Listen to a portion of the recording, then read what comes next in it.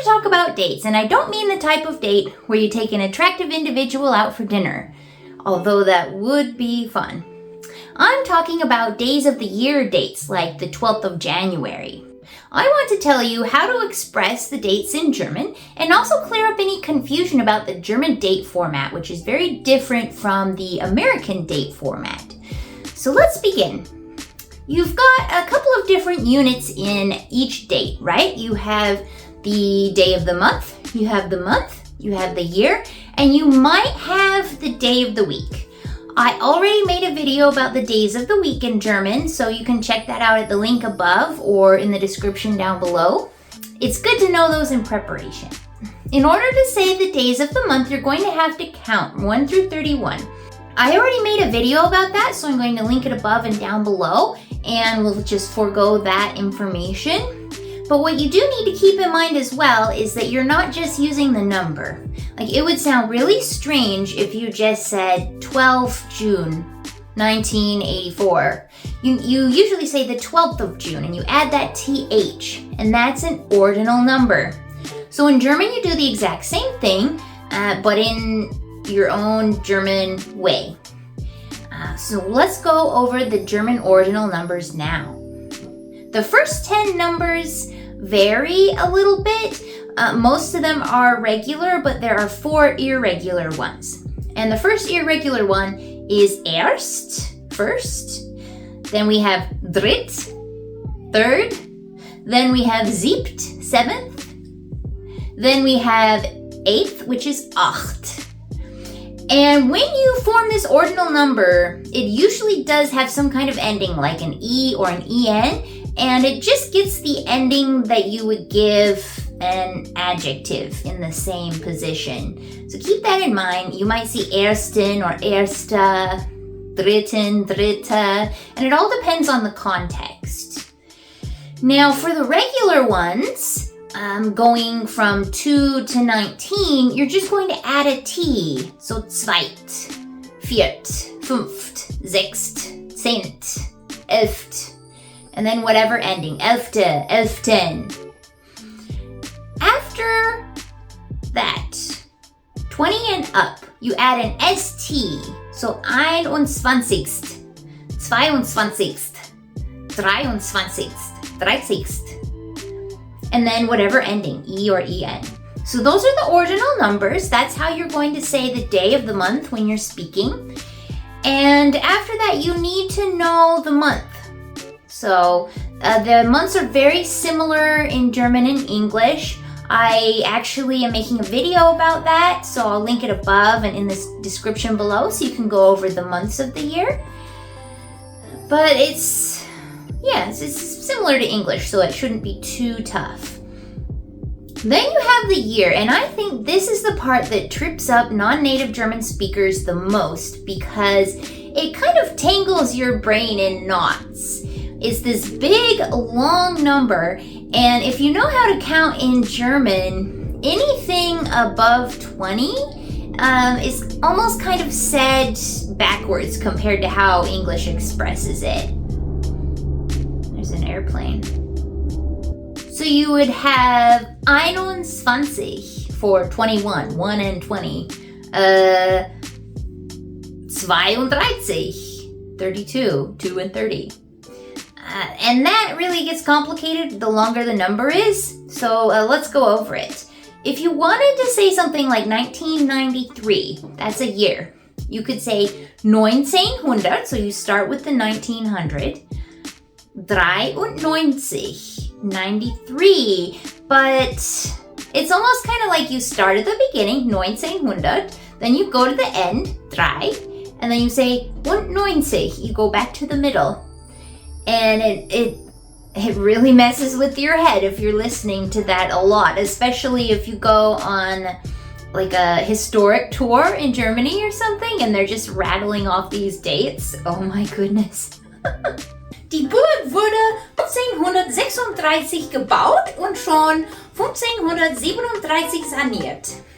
Der König hat 1541 geheiratet und die Prinzessin wurde 1552 geboren. Sie hatte 1553 Geburtstag. Gibt es Fragen? So how do you put it all together then? You have to know about the German date format to put it together. And the German date format differs from the American date format, although I suspect the German way is much more common worldwide. I know that it's very, very common in Europe in general, so the American one almost seems kind of odd. And I tried to do research on why, but there's no real reason that anyone knows about. It's probably just that some important person had to make a decision about how things were written, and in America, they decided to write it a certain way, and then everyone else abroad, kind of agreed on a date, but America's doing their own thing. America likes to do its own thing. That's kind of how it shakes out sometimes. So in the United States, you usually say the month, the day, and then the year. So like February 10th, 1996, something like that. But in Europe, or in Germany, we're being specific to Germany, you would say the day, the month, and the year. And it's easy to remember because you're starting with the smallest unit and then moving to the biggest unit. So day, month, year. So you might say 10. November 1996. Something like that. And you can use that in a lot of different scenarios, of course. You just have to add something at the beginning, a preposition of some sort. So if you wanted to say, on this day, we're doing a certain thing, you would say at the beginning. And then whatever it is, 10. November 1996. And it's kind of odd because that's the past. Let's pick another one. Maybe we'll have it on the 10th of November 2025. Great. So, 10. November 2025. 2025. The 2000s are a little bit different. You say 2025. Kind of like in English, you have that same differentiation. So, 10. November 2025. And now we can build an entire sentence around this. And I'm probably going to say this a lot on this channel, but when you're building a German sentence, the verb has to go in the second position. And in the first position, you could have the subject, or you could have a prepositional phrase. You can have a few different things in the first position, but then the verb is always second. So if we start off with 10. November 2025, we have to have a verb right there. What are we going to do on this day?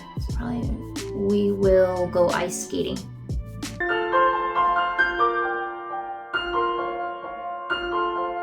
We'll go ice skating. You could say, am 10. November 2025 laufe ich Schlittschuh. So you have the verb in the second place, and then you have the subject, and then you have everything else. And that's a typical sentence. So if you wanted to say you have an appointment on the 10th of November, you could say, ich habe am 10. November 2025 einen Termin. And this highlights a really good point about time in German sentences. And that is, the subject or the prepositional phrase has to come first, the verb second, and then time designations come shortly thereafter. And they can come later in the sentence, but it is strongly preferred to put the time differentiation at the beginning like right after the verb. It should come as soon as possible. And also keep in mind that this is only for days if you're talking about day designations. If you're talking about like the time, like 5 o'clock, you would say Ich habe 5 Uhr einen Termin. I have an appointment at 5 p.m. We're assuming it's 5 p.m. Could be 5 a.m. the way I said. That was it for German dates. And for a great way to practice German date format and practice German in general, head on over to Amazon and pick up my German date planners. I just put these out and they're great for not only learning new vocabulary, but also, recording your schedule in German, just like we talked about. So this Ordinal-a-Week is my vocabulary day planner for beginners. It has one new word every single day with the English meaning. And Lies Have Short Legs is my Idiom-a-Week planner. It shows you one German idiom every week with a new example sentence each day so you can see how it's used, and a nice little explanation of what the translation is and the origins and what it all means. So head on over to Amazon to get one of these books to practice. I'll put the link below, and otherwise I'll see you in the next video. Tschüss!